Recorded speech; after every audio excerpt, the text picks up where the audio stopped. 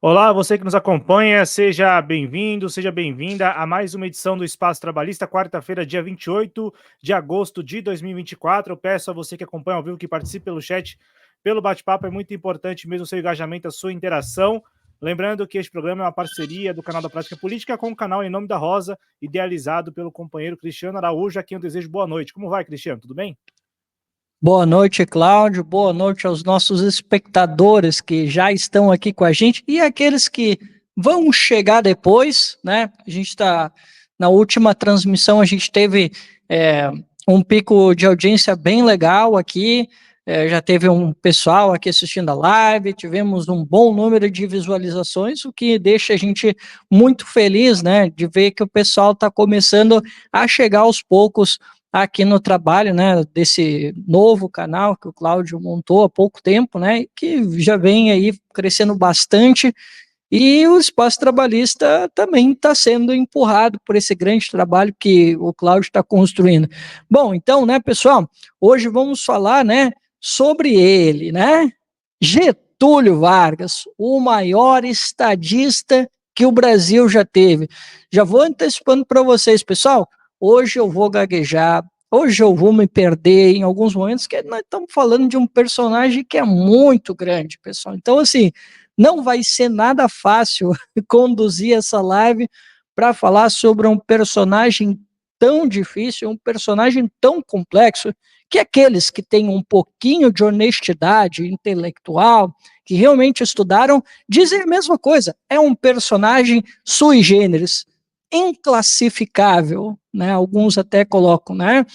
E nós vamos traçar alguns paralelos com, talvez, com a política atual, com outras lideranças latino-americanas, né? Porque esse evento que a gente está falando, né, dos 70 anos do suicídio do Vargas, né, tem muitos paralelos com a América Latina também, né? Então, tudo isso a gente vai tentar englobar nesse especial aqui do Espaço Trabalhista. É um assunto daqueles que merece bastante a audiência de vocês e o engajamento de vocês. Então, é importante que você assistindo a este vídeo ou escutando este conteúdo, você interaja, compartilhe com a gente também as suas impressões em relação a Getúlio Vargas. E principalmente, até lancei essa pergunta no nosso título, se ainda é uma referência, se alguém ainda guarda o Getúlio Vargas como uma referência. Claro, não me refiro aqui aos pesquisadores, a quem estuda a história e tudo que o Getúlio Vargas fez durante a sua vida, mas principalmente a nossa classe política, se ainda tem alguma referência de Getúlio Vargas, que completou 70 anos da sua morte no último dia 24 de agosto, e agora, neste ano de 2024, obviamente, né, não está vivo, mas imaginando assim, completaria 142 anos, o que é impossível por enquanto, né? Então, também só para as pessoas terem essa referência de quando Getúlio Vargas nasceu lá em 1882 e morreu em 1954, que é o tema do programa de hoje, né? O marco dessas 7 décadas da morte, do suicídio e da importância também da própria morte em si, né, Cristiano? Eu vou passar a palavra para você devolver, porque é uma figura sui generis também por isso, porque não só governou o Brasil, não só liderou uma revolução, mas até o ato da sua morte ainda hoje é objeto de estudo, porque foi uma morte política e ele deixou isso escrito na época, né? Perfeito. Bom, então, né, Cláudio, em relação à tua questão, eu acredito, assim, que a referência política, ela é muito mais histórica, muito mais pelo nome que carrega, né, afinal nós estamos falando aí de uma liderança política que governou o país por 15 anos ininterrupto, né, se somar, né, o período democrático, daí mais pelo menos 19 anos de Getúlio, né? Então, assim, é uma liderança que não é à toa que se diz que o Brasil é um com Getúlio e outro sem ele, né? Muitos dizem que ele é o fundador, né, do Brasil moderno. Então é impossível, né, que não se, mesmo que seja para o bem ou para o mal, que alguém não vai ter alguma referência do Getúlio, né? Agora, claro, em relação às suas ideias, aquilo que ele defendia, da classe política atual, a gente não vê praticamente nada, né? A gente vê alguma referência muitas vezes no nome do Getúlio Vargas, né? As pessoas lembram do Getúlio Vargas em algum episódio, às vezes bem isolado, né? Ou em datas comemorativas, como foi o dia 24 de agosto, né? Que foi a data do suicídio do ex-presidente Vargas, né? Mas fora isso, Cláudio, nós não temos, como por exemplo na Argentina, né? Há aquela aura mística, né? Que faz com que a política argentina não caminhe muito para fora do peronismo. Tanto é que na Argentina nós não temos os peronistas, só os nacionalistas. Nós não temos um peronismo de esquerda, né? O peronismo ele tem várias franjas de disputa.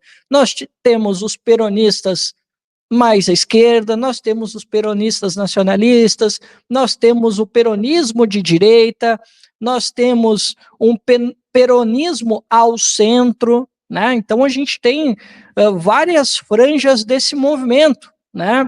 E foi algo que, por exemplo, o Brasil com Getúlio não conseguiu fazer, né? De criar uma espécie de um totem, né, da política. Não existe isso em relação ao Getúlio, o que eu particularmente acho uma pena, né, por tudo que ele fez.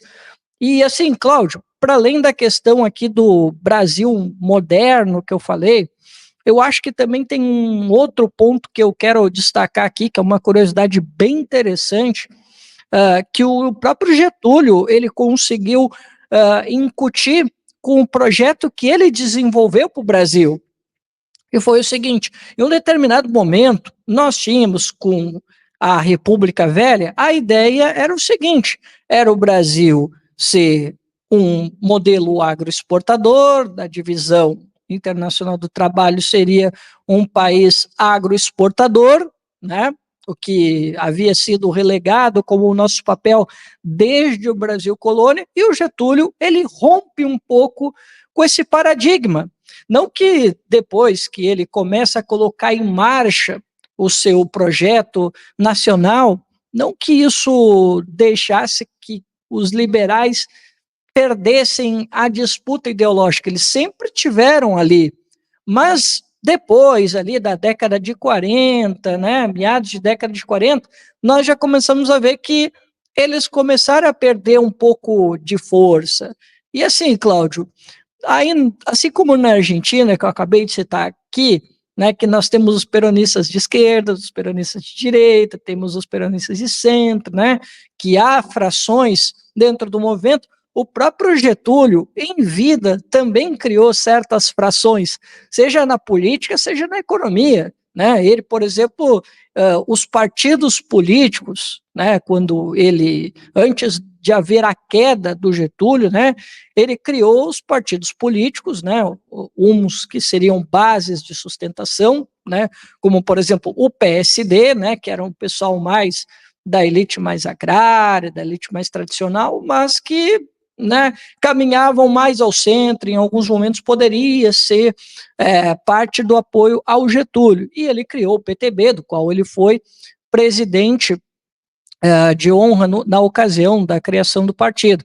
E aí eu quero ir para o lado da economia, porque nós vimos também, Cláudio, uma divisão dos desenvolvimentistas daquela época. Nós tínhamos os desenvolvimentistas mais à esquerda, digamos assim, né, que seriam aqueles que acreditavam que o Brasil precisava fazer a formação bruta de capital nacional, né? Eles acreditavam que para que a gente pudesse dar um salto de qualidade para o Brasil mudar o seu paradigma econômico, ele precisava criar, né, criar as suas situações a partir do capital nacional. Já os desenvolvimentistas de direita, eles já defendiam uma ideia de uma economia um pouco mais livre, sim, tem que ter, sim, um projeto nacional de desenvolvimento, eles defendiam isso, mas esse projeto nacional de desenvolvimento, desse pessoal mais à direita, ele acreditava que teria que ser via o dinheiro dos outros, né? Como diz, por exemplo, o Ciro Gomes, né?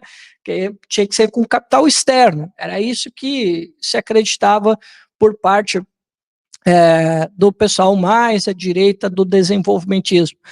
É verdade que foi uma luta que o Getúlio sempre tentou fazer, né, enquanto esteve no poder, de conseguir fazer essa formação bruta de capital nacional. Mas, assim, existia uma série de situações que impediram que o Getúlio conseguisse colocar isso em prática, né?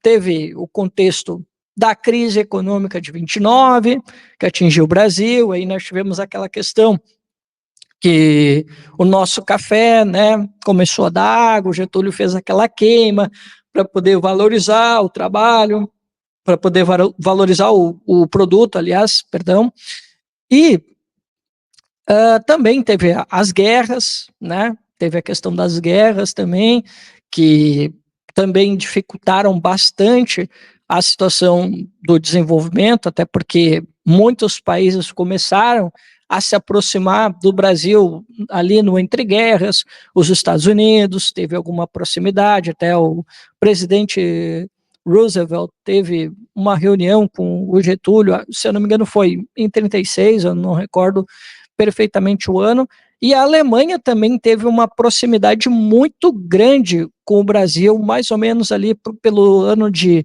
1934, né, que nós estreitamos muito as relações do Brasil com a Alemanha nazista, né? E é bom que se diga, né, que naquela época o Hitler não era o que ele foi, né, já em 38, 39, 40, não.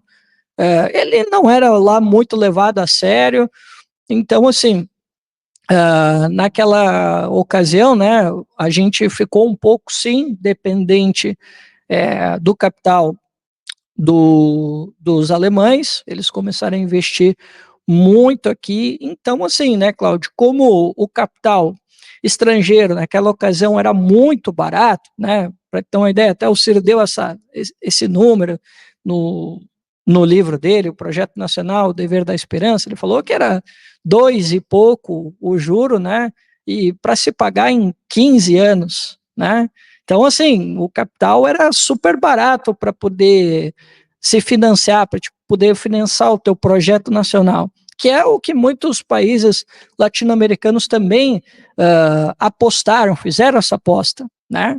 Só que quando o Getúlio, né, acontece essa situação que hoje a gente está aqui comentando, né, que é o suicídio do Vargas, né? Isso interrompe um pouco a trajetória daquele plano, porque quando o JK ele assume o poder, ele teve que dar uma maneirada, sabe? Eu não sei assim se isso é quente, mas eu já ouvi de muitos amigos trabalhistas que são historiadores, né? Que disseram que ele teve que dar uma maneirada, porque assim, a gente sabe, né? Ele assumiu a presidência da República, não foi nas formalidades. A gente sabe como é que foi, né? Teve que vir o Marechal Lott para garantir, né? E teve mais outros movimentos, é claro, para garantir a posse do Juscelino Kubitschek, e dizem, né, alguns historiadores que eu já conversei, alguns até mesmo trabalhistas, que disseram que ele foi obrigado a ceder para as multinacionais mais do que ele deveria, né? Porque senão ele teria uma vida bem complicada e talvez ele nem poderia assumir, né? Então, assim, Cláudio, o contexto é esse, tá? Então, Getúlio, como tu bem disse, né? Ele fez desse ato, né, o seu último ato, e ele fez como ele tinha uma intuição inacreditável, sabe? Eu passei alguns dias lendo sobre Getúlio, que assim, fazia um tempo que eu não via nada sobre o Getúlio, né? E eu passei alguns dias lendo e, cara, eu fiquei impressionado da visão política e até mesmo do caráter profético dele.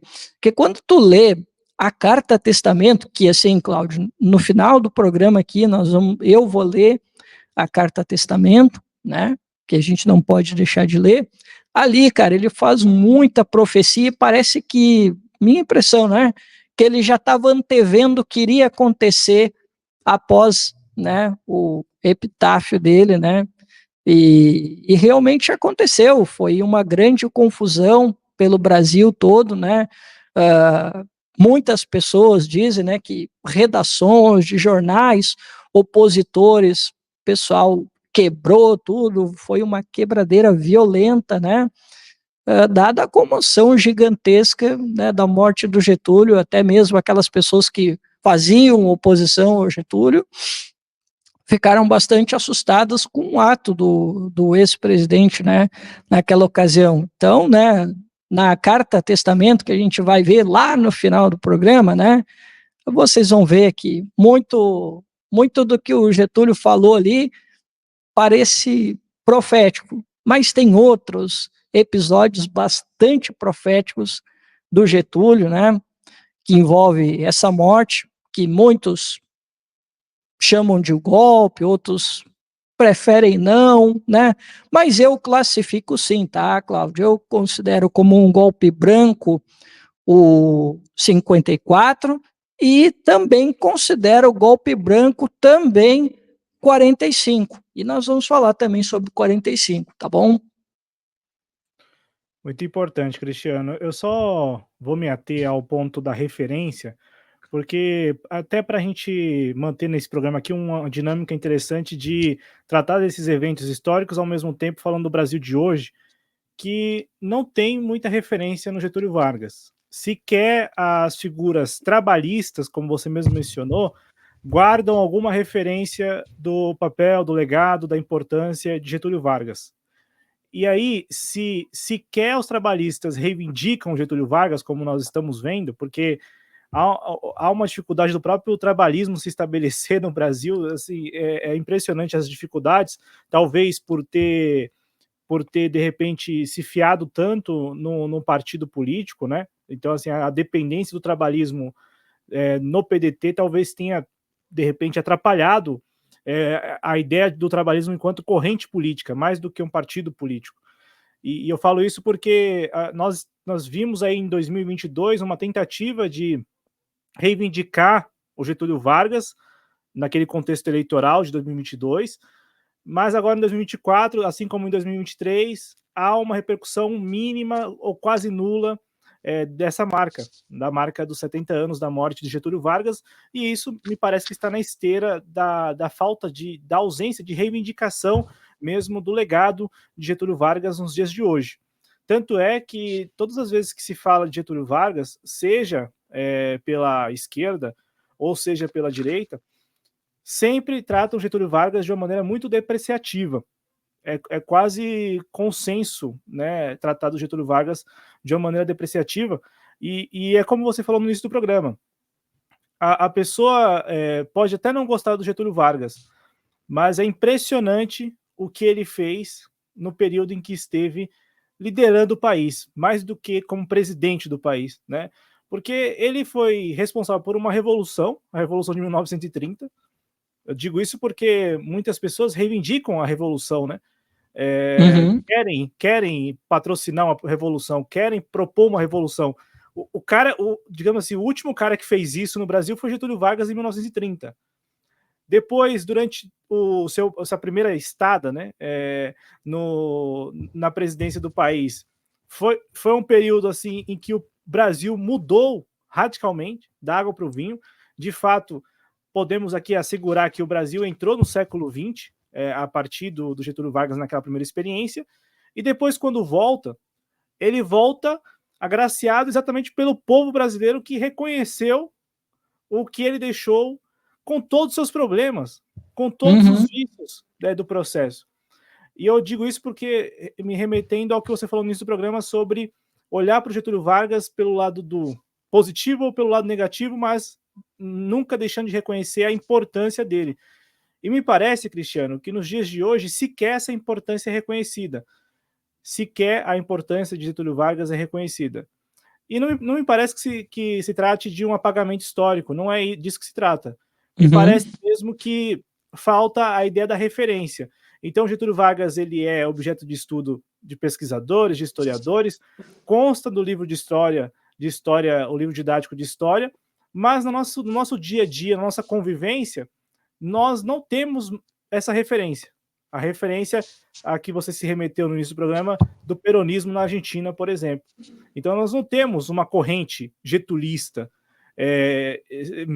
ainda que fosse pela esquerda, Quem mas dera tivesse. nós não temos nada perto disso, né? Então, eu acho que a dinâmica do programa hoje vai ser um pouco assim, para a gente tratar desses eventos históricos que marcaram toda a época do Getúlio Vargas, mas também provocando essa reflexão sobre os dias de hoje, se seria importante ou não ter como referência Getúlio Vargas e o período em que ele esteve à frente, liderando o Brasil, porque, de novo, pelo que eu pude ler, pelo que eu pude aprender sobre Getúlio Vargas, não me parece apenas um ex-presidente da República.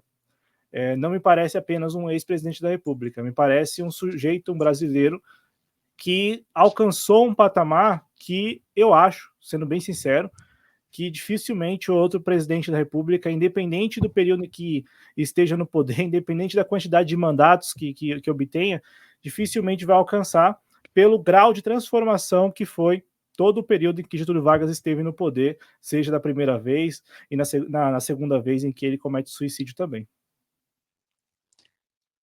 Cláudio, então, em relação aos partidos, principalmente os partidos mais à esquerda, eu tenho reparado que essa visão mais pejorativa em relação ao Getúlio, ela tem mudado um pouco, tá? Eu tenho reparado isso, sabe? Que aos poucos o pessoal está amadurecendo de enxergar algumas coisas que aconteceram que foram importantes no período do presidente Getúlio Vargas, né?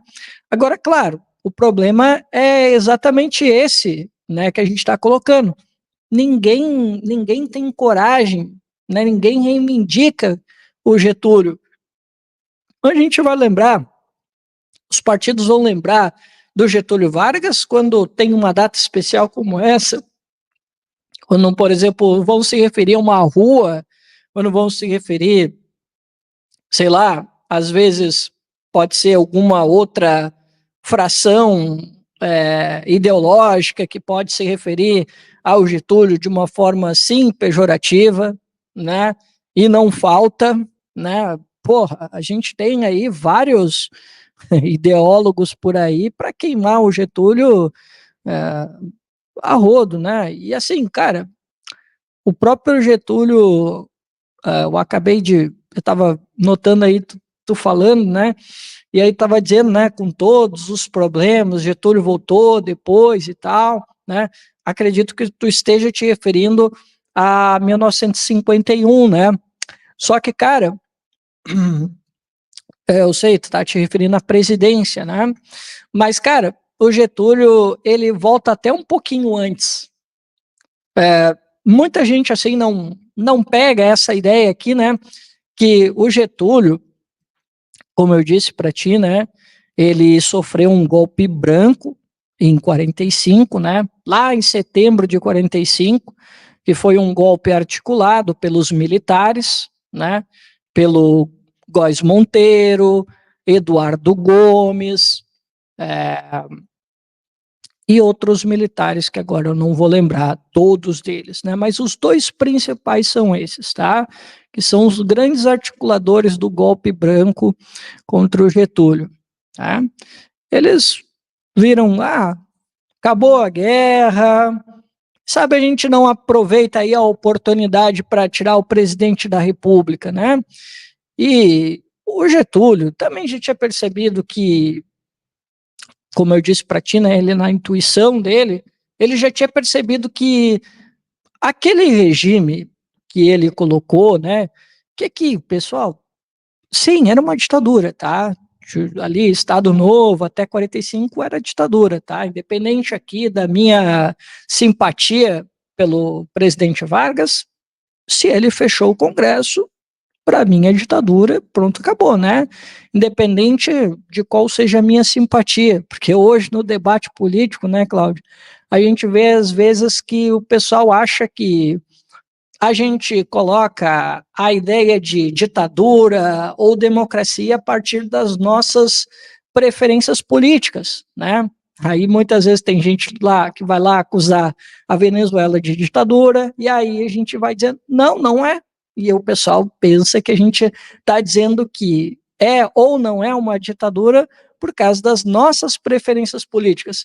Mas retornando, Cláudio, então, houve essa articulação, né, dos militares, o próprio Getúlio, como eu te disse, né, antevendo que o povo estava pedindo mudanças, ele começou a colocar um sistema pluripartidário, ele começou a liberalizar algumas coisas, né, ele começou a abrir um pouco o regime, aos poucos, né, antes de todas as movimentações dos militares.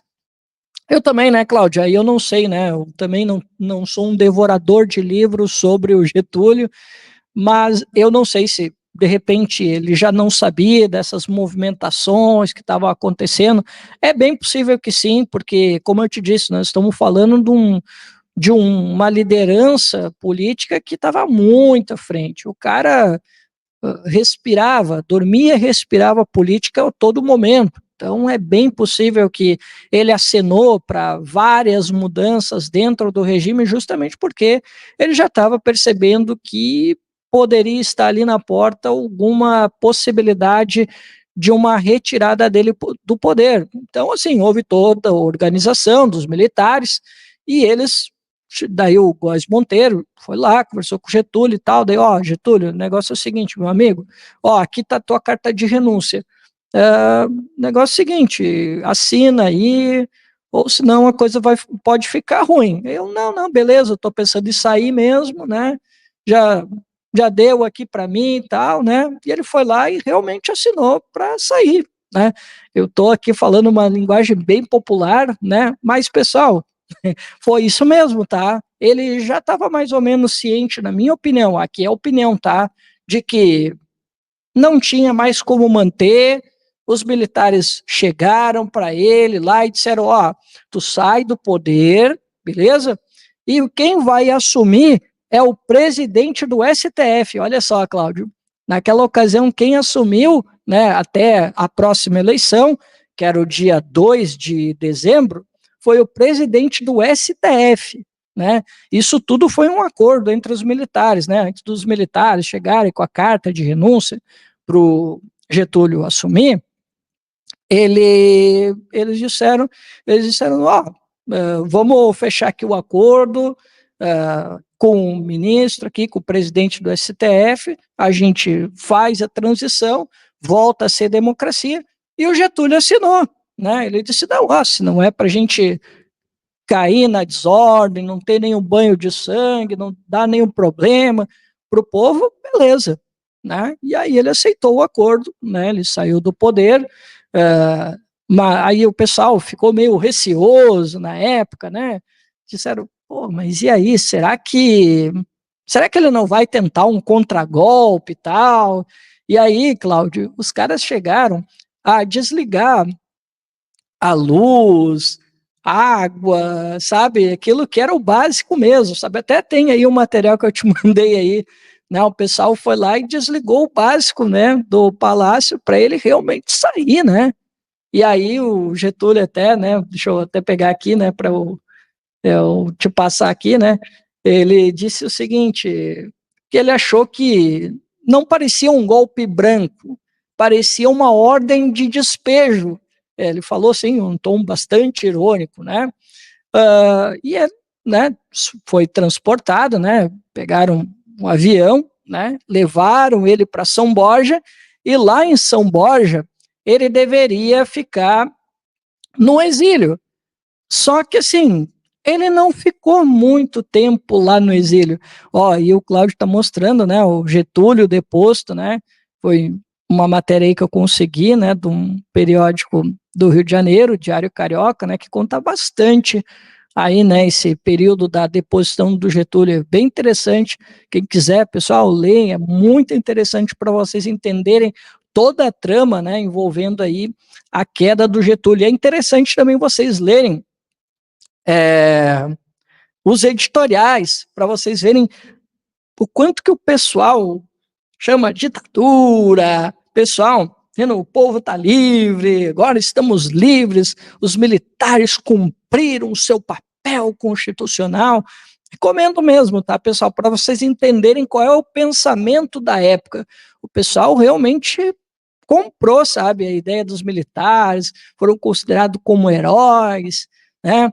Tinha muita gente louvando os principais artífices do golpe, como o Góes Monteiro e principalmente o Eduardo Gomes, né, que depois seria candidato pela UDN, né? Até uma história bem interessante que a gente vai contar depois. E olha só, Cláudio, por que eu digo que o Getúlio ele é um cara até profético? Olha só, vou separar aqui um trechinho. Está ali no Memorial da Democracia. Olha só. Ele diz o seguinte: eu sou uma pedra que foi movida da posição que ocupava. E eles pensavam que eu vou permanecer onde eles me colocaram, perdão. É o grande erro deles. Não sabem que vamos começar um novo jogo e com todas as pedras de volta ao tabuleiro. Pessoal, isso aqui foi muito profético. Por quê?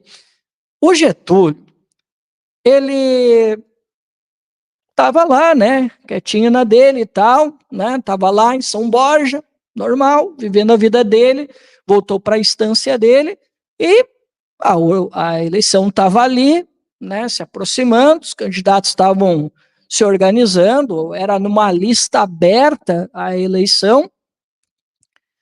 E aí, Cláudio, o cara da eleição, o favorito, era o Eduardo Gomes, né? Ele era o favorito, candidato da UDN, né? Ele estava com toda a moral. Só que aí, cara, ele começou a dar umas mancadas, Primeiro foi que ele disse o seguinte, como é que ele disse? Ele falou assim, num evento político, eu não recordo agora onde é que foi, isso até não interessa muito, tá? Mas ele disse assim, não, eu não preciso do voto dessa malta, desse bando de desocupado que estão aí. Mais ou menos isso que ele falou, tá? E aí, Cláudio, isso pegou um gay, né? Um trabalhista. O cara tinha, Cláudio, uma rede de mais de 100 rádios no Brasil. O cara era foda. E aí esse cara, ele extraiu um significado dessa palavra malta. E aí ele pegou a figura do trabalhador, que era alguma coisa como trabalhadores pobres que se alimentam de marmita, um negócio assim, né? E cara, isso colou igual chiclete. E aí começou daquele burburinho, né? De que negócio é esse de malta, marmiteiro? E aí, Cláudio, olha só que coisa sensacional. Cara, teve um cartunista que criou o personagem, o Zé Marmiteiro. E aí, cara, esse negócio tomou uma proporção gigantesca que alguém chegou e perguntou, o Eduardo Gomes, tá aí e os marmiteiros lá? Eu, quê? Que negócio é esse de marmiteiro? E aí, cara, isso ficou pior ainda para ele, porque daí o trabalhador pegou um nojo dele, porque eles entenderam, por toda a propaganda que foi criada em cima, né, da fala dele, que foi muito bem instrumentalizada por um trabalhista, que tinha ele era dono de rádios, né, e aí, cara, isso pegou muito mal para ele, e aí, quando ocorreu a campanha do PTB, sabe o que os caras fizeram? Eles pegaram e iam para os comícios com marmitinha de alumínio batendo garfo. Eles fizeram isso. Sabe o que aconteceu? a coisa começou a ficar cada vez pior, mas podia piorar ainda mais, porque aqueles que se opunham ao Eduardo Gomes decidiram que ia apoiar o Dutra, né, o Eurico Gaspar Dutra, né? E aí, Cláudio, o Gaspar Dutra, né, apesar de ter participado do golpe junto com os outros militares, o Góes e o próprio Eduardo Gomes, ele foi o candidato escolhido para representar o PTB, o getulismo, né? Só que faltava ainda a voz do Getúlio. E aí, quase lá nos 45 minutos, no último comício, eles lá de São Borja, né?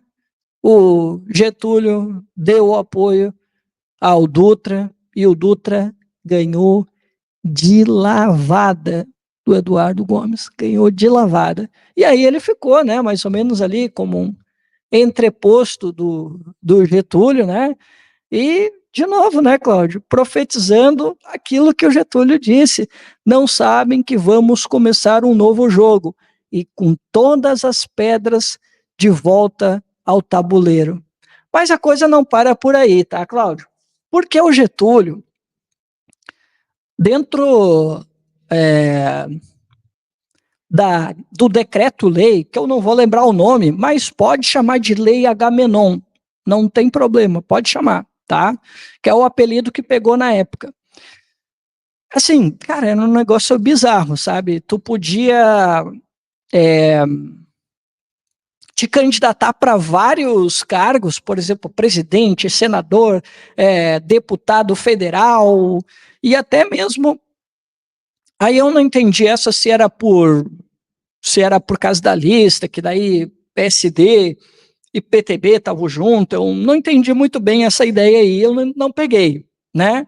Mas enfim, Cláudio, como se podia concorrer por outros estados e concorrer a outros cargos ao mesmo tempo, o Getúlio, ele se elegeu a deputado federal, eu acho que eram uns 7 ou 8 estados ele conseguiu se eleger, tá? E ele se elegeu a senador por 2 estados, Rio Grande do Sul e São Paulo, onde a gente sabe, né? São Paulo tem uma ojeriza em relação ao Getúlio Vargas, né? É lá que, por exemplo, surgiu as linhas editoriais contra o Getúlio, muita editorial de universidade também se formou ali fazendo oposição ao Getúlio Vargas. Pois bem, o Getúlio ali, né, nessa mesma eleição, ele volta como senador, e aí ele participa da Comissão de Orçamento e Finanças, né, e é dali, Cláudio, que começa a surgir a Petrobras, né, é dali que começa, que é o seio dos diálogos em relação ao petróleo, né. Então, para te ter uma ideia, né, o Cláudio, de quanto que o cara era profético, né? Ele não só cantou a bola de colocar um deles, como ele voltou para o jogo, né? Em tão pouco tempo. E aí depois, né? A gente sabe, 51, né? O movimento queremista e Getúlio volta nos braços do povo para ser novamente presidente da República. O quanto isso é profecia ou aquela profecia autorrealizável, né? Porque o cara, ele já era a principal figura política daquele período. E, portanto, você mesmo trouxe aqui a contextualização, um cabo eleitoral desejado por todos. Tanto é que o Dutra só vence, você contou essa história, acabou de contar essa história, só vence depois que o Getúlio Vargas vai lá e dá o apoio à candidatura dele. E isso mostra como tudo aquilo que ele falou, de fato aconteceu, porque também ele era parte, ou a principal, a principal personagem dessa história. Então, até que ponto também não é uma profecia autorrealizável. O que eu não quero perder de vista aqui, Cristiano, que é em relação à morte mesmo do Getúlio, me parece que a carta testamento tem um quê de profecia também, mas sem esse caráter, né, sem esse caráter de ser uma profecia autorrealizável, porque ele morre naquele ato. Ele comete o suicídio, ele se mata. Só que passadas 6, 7 décadas, o Brasil que temos hoje é um Brasil também que ele apontou na Carta Testamento, principalmente em relação às pressões, que o Brasil viria a sofrer e sofre mesmo. O que talvez, ele não contava é com a classe política do Brasil, porque eu imagino que tenha passado pela cabeça do Getúlio a ideia de que daqui 100 anos, daqui 100 anos, terá gente, terão pessoas, haverão pessoas reivindicando o que eu estou construindo aqui nesse período histórico. O que aconteceu na sequência com JK, acontece também no início da década de 60, principalmente com a figura do João Goulart e do próprio Leonel Brizola, mas à medida que o tempo vai passando, e principalmente depois da ditadura militar, de 1985 para cá, já não resta mais ninguém. Então, não deu nem um século da morte do Getúlio, e hoje nós temos esse deserto, esse vazio em relação a tudo que ele construiu. Então, ao mesmo tempo que, enquanto ele esteve vivo, ele conseguiu emitir essas profecias autorrealizáveis, porque ele era parte do processo, a Carta do Testamento é uma profecia que aponta algo que, infelizmente, por ter morrido, ele não pôde influenciar.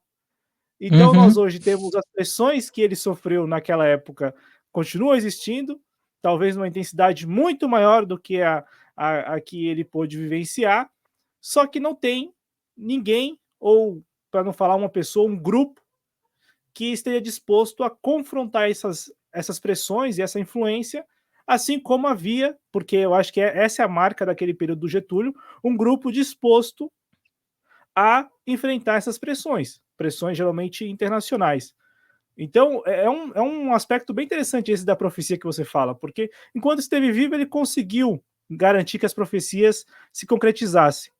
Com ele morto, parte da Carta do Testamento aponta a profecia que acontece mesmo, das pressões, mas a outra parte que seria a ideia de que a partir da morte dele, do ato político da morte dele, as pessoas teriam disposição política, coragem política para continuar, para manter o seu legado vivo e mais do que isso, continuar enfrentando essas pressões, isto, infelizmente, é muito claro, né? Não aconteceu.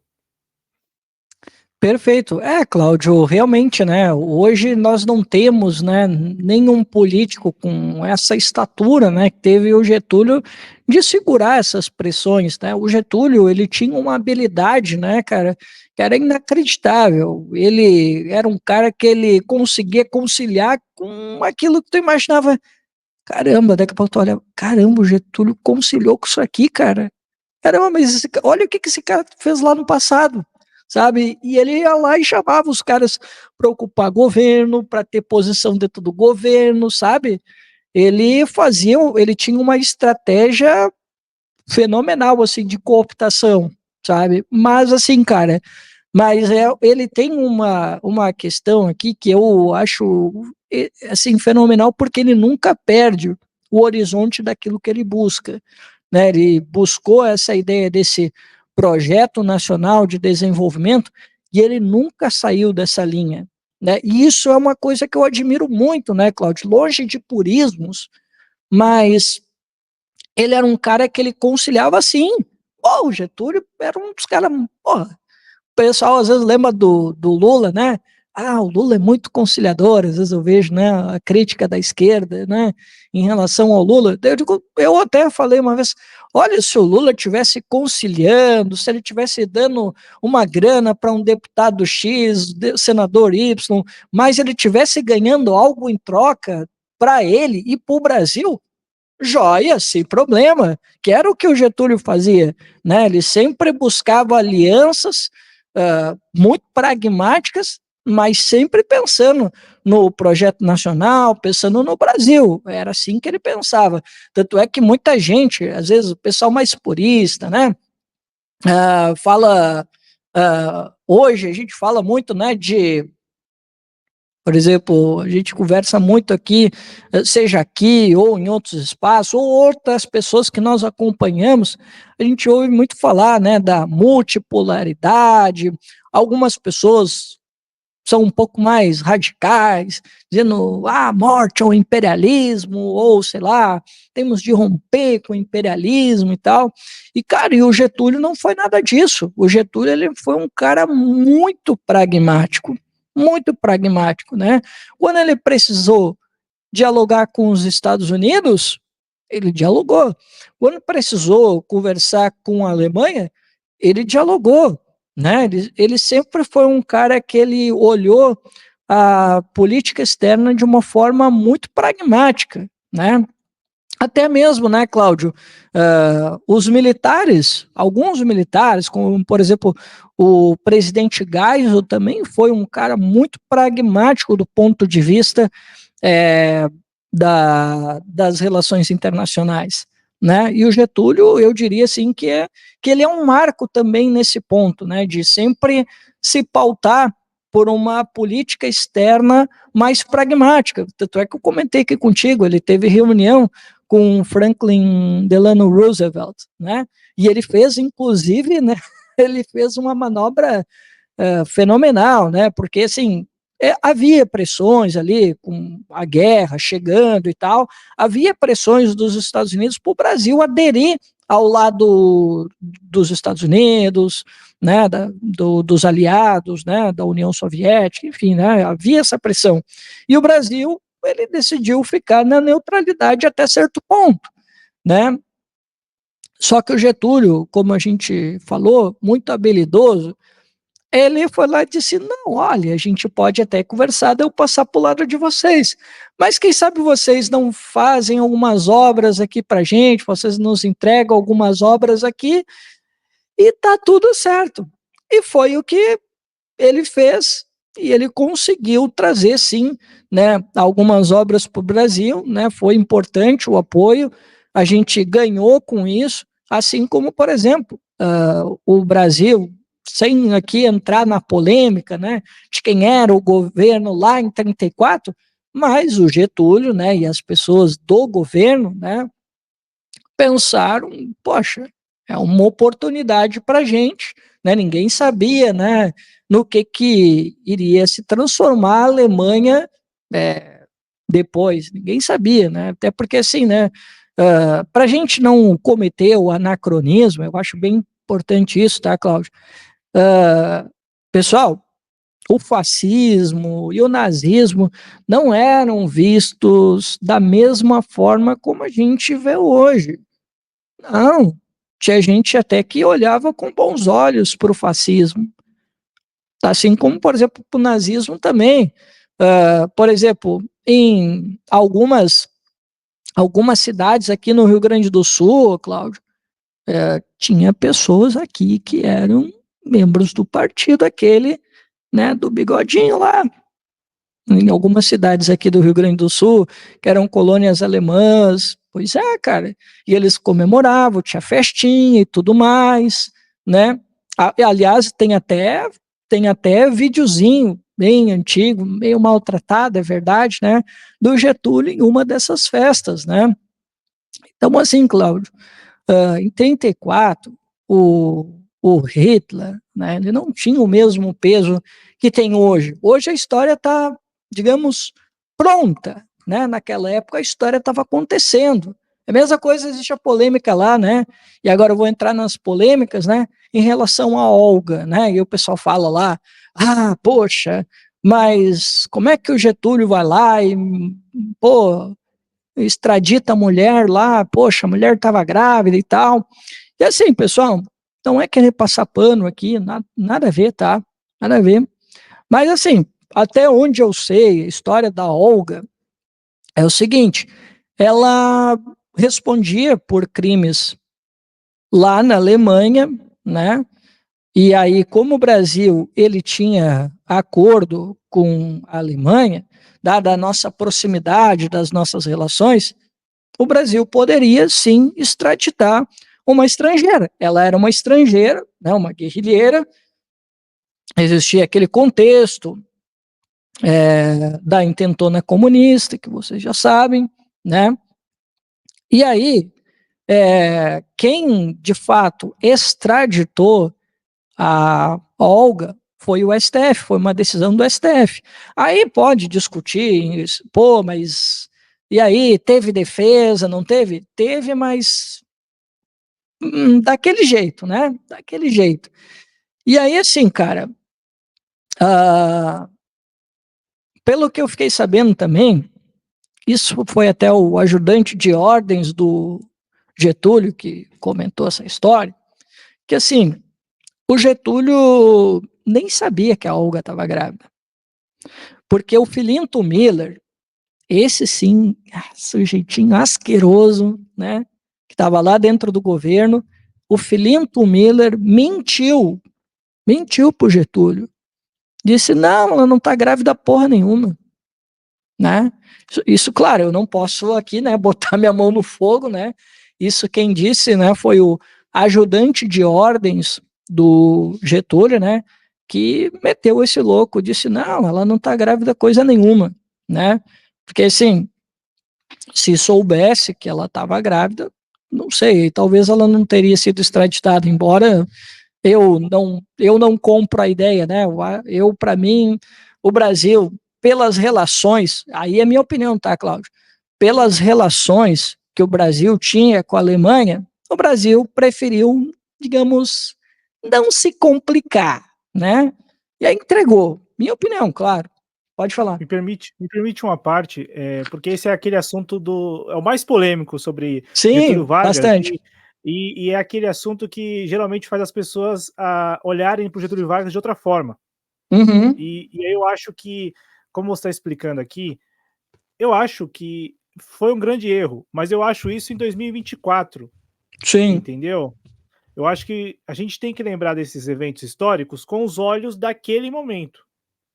Quem era a Olga isso. Benário naquele momento? Qual era a relevância dela naquele momento? Sabe? E E as lembrando que informações. naquela época, né, Cláudio, não havia guerra, não era um contexto de guerra, isso foi em 34. Então nós temos aqui que reforçar isso, né? Ainda mais nesse programa que tem vários eventos históricos. Claro, hoje nós temos que ter certeza, né? E eu tenho certeza disso, que foi o maior erro de Getúlio Vargas nos dois períodos em que ele esteve no poder. Foi o maior erro. Mas eu falo isso em 2024, com os olhos de 2024. Assim como muitos historiadores e pesquisadores também condenam essa extradição, mas tudo isso hoje, com os olhos, aos olhos daquele período histórico, qual era a relevância da Olga Benário? O que se tinha de informação que municiou, como disse o Cristiano, o próprio presidente Getúlio Vargas para tomar decisão? Porque o STF, esse negócio de falar do STF, foi pura formalidade. Foi pura formalidade a extradição, a validação, a chancela pelo STF. Tal qual é hoje, em muitas decisões que são tomadas no Brasil, protocolares. Então é esse uma parte de que também é importante lembrar e buscar olhar para esse evento histórico com os olhos daquele momento. Eu condeno, e também acho que foi o pior erro, assim, o maior erro, que é aquele erro irreparável, porque a mulher saiu daqui para morrer. Então, é o erro irreparável do Getúlio. Isso com os olhos de 2024, com base em tudo que a gente já sabe daquele momento.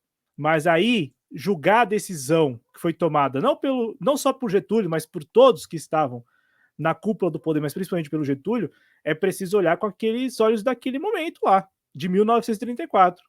Não é o que estava em jogo, mas as negociações, as articulações e as informações que se tinha para eles tomarem aquela decisão naquele momento. É isso. Ô, Cláudio, inclusive, deixa eu comentar aqui uma coisa bem rapidinha. Quero traçar aqui um paralelo entre 45 e 54, né? Pelo acesso que a gente tem aos jornais da época, né, principalmente esse que eu te mandei aqui, né, cara, quando o Getúlio saiu do poder, ninguém acreditou. O pessoal ficou incrédulo mesmo, sabe? Perguntava para os militares, dizem assim, né, que houve muitas ligações para as redações de jornais para saber, pô, mas é verdade mesmo? O Getúlio renunciou? Diz assim que foi muito louco, sabe, esse período da saída do Getúlio. Muita gente estava incrédula, não acreditava, muita gente questionava os militares, ligavam para as redações, às vezes o pessoal acessava o jornal e estava todo mundo meio incrédulo, né? Em 54, do suicídio do presidente Vargas, também diz que houve também um pouco isso, sabe? Daquele momento de incredulidade, sabe? No pessoal, mas é verdade, é real, sabe? De realmente haver ligações, as pessoas questionarem, sabe?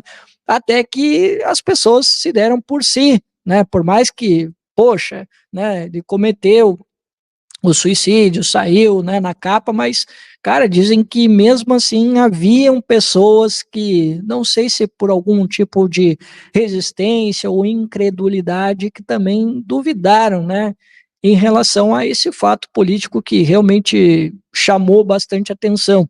Cláudio, se me permite, deixa eu fazer aqui um paralelo até com essa como a gente estava falando, né, da carta testamento, a gente estava falando é, sobre o tom profético que ela tem, né, e a gente falou que muito daquilo que o Getúlio escreveu pareceu que ele estava fazendo uma leitura da conjuntura daquilo que poderia acontecer após, né, o ato político dele, porque para mim, né, o suicídio do Getúlio Vargas é um ato político também, né? Ele fez aquilo ali porque ele viu que era a única saída dada a situação em que o Brasil se encontrava, né? Porque não é exagero, tá, Cláudio, quando o pessoal fala que aquele ato do Getúlio ele atrasou o golpe que estava batendo na porta, porque os militares estavam prontinhos. Muita gente não lembra, muitas vezes, né, o pessoal fala só do suicídio do Vargas e tal, mas o pessoal esquece que os militares, eles foram lá, né, no gabinete do presidente Getúlio Vargas, e eles entregaram, viram que ele não ia aceitar de jeito nenhum, né, fosse que ele saísse do poder. Isso ele não ia aceitar. E aí eles ofereceram para ele uma licença de 90 dias. Isso inclusive saiu na imprensa, tá, Cláudio? E aí ele, né, ele disse, ó, se eu aceitar e isso não dá nenhum problema, não virar um derramamento de sangue, e a gente conseguir manter a ordem nacional, beleza, eu aceito aí a minha licença de 90 dias e tá tudo bem. E aí dizem que ele aceitou a licença de 90 dias, saiu na imprensa e tal, né? Mas tinha aquele pessoal, né, que era daquela linha que queria a renúncia já, né? Porque a ideia era essa. Ou tu aceita se afastar por 90 dias numa licença, ou senão tu faz, senão a gente vai te tirar do poder de qualquer jeito. E eles já estavam todos preparados, né? Eles já estavam preparados para caso ele resistisse, né? É, isso já estava muito bem articulado. E aí, Cláudio, o suicídio do Vargas, aí assim já é uma interpretação minha e também uma sensação pelas palavras de pessoas que estiveram nos momentos derradeiros do Getúlio, né? Cara, depois que o ministro da Guerra traiu o Getúlio, putz, cara, eu acho que ele sentiu, sabe? Porque um dia antes, Cláudio, e é bom eu dizer isso também, um dia antes dele cometer o suicídio, o Café Filho, que era o vice dele, fez um discurso no Congresso Nacional e ele chegou a propor, né, ele e o presidente, né, saírem do poder. Basicamente isso, tá? Aí, cara, quando houve essa manifestação do ministro da Guerra, putz, aí diz que o Getúlio ficou muito abatido, assim, palavras de quem estava lá, né, do ajudante de ordens, de outras pessoas que estiveram, né, junto ao Getúlio, né?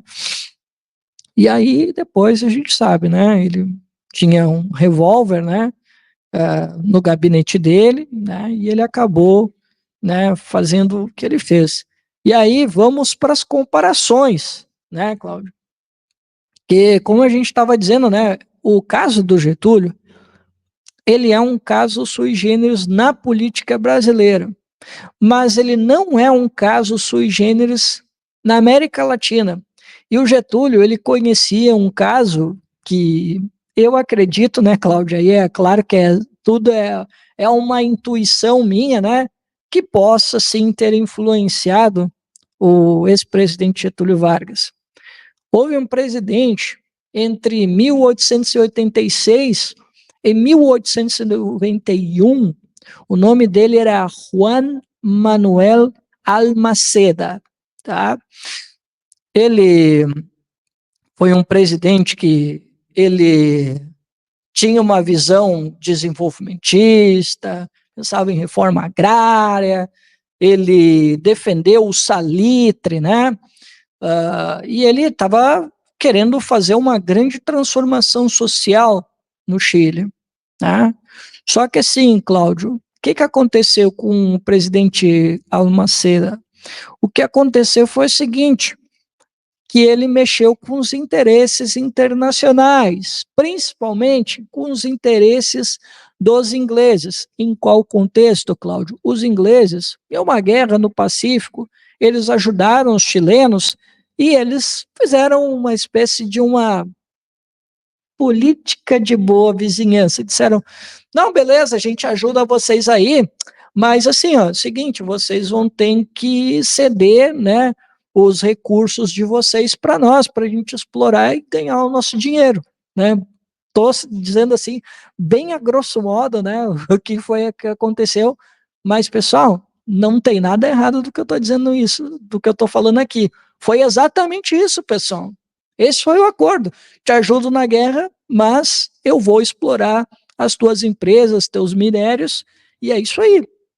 E ele foi um cara que ele se quis mudar um pouco essa ideia, né? E aí, Cláudio, os ingleses, tal como aqui no Brasil, começaram a influenciar parlamentares, né? Que foi o que aconteceu em 64. Se a gente quiser um pouco atrás, podemos, Cláudio. Os Rockefeller estavam aqui desde 40, Cláudio, conversando com o pessoal da UDN, conversando com o pessoal dos militares.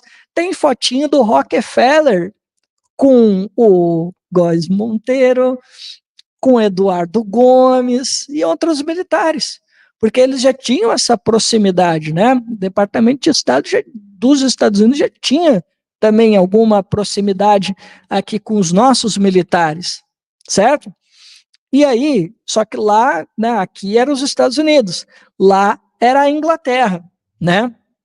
Que, né, naquela época a Inglaterra realmente tinha muita presença aqui. Então, né, Cláudio, eles passaram a influenciar a política chilena, e aí eles meteram lá um parlamentarismo lá e praticamente enfraqueceram o presidente Juan Manuel Almaceda, né?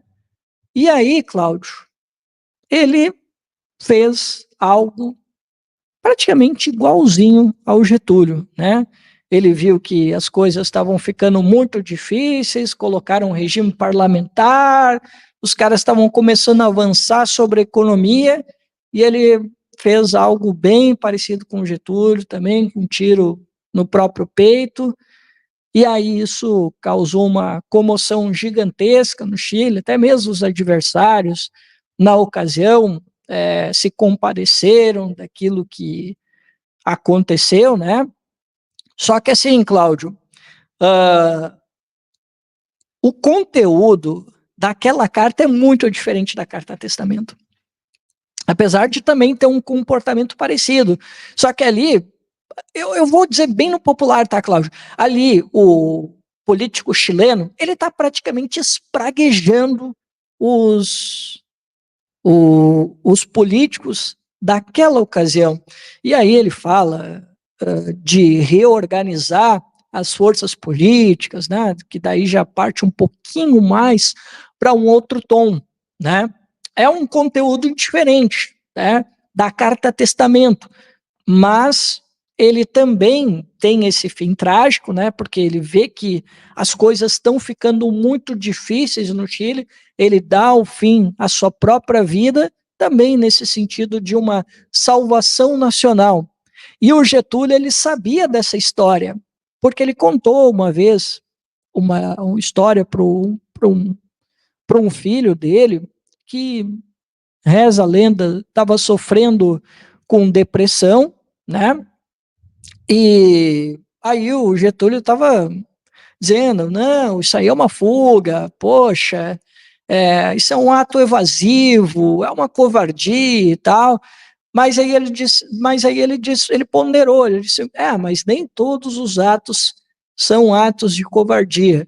E aí ele lembrou do caso esse do político chileno e ele contou isso pro filho dele. Ele contou a história do político chileno para o filho dele para tentar de alguma forma demover o filho daquele sentimento, sabe, de tristeza, de desgosto com a vida, né?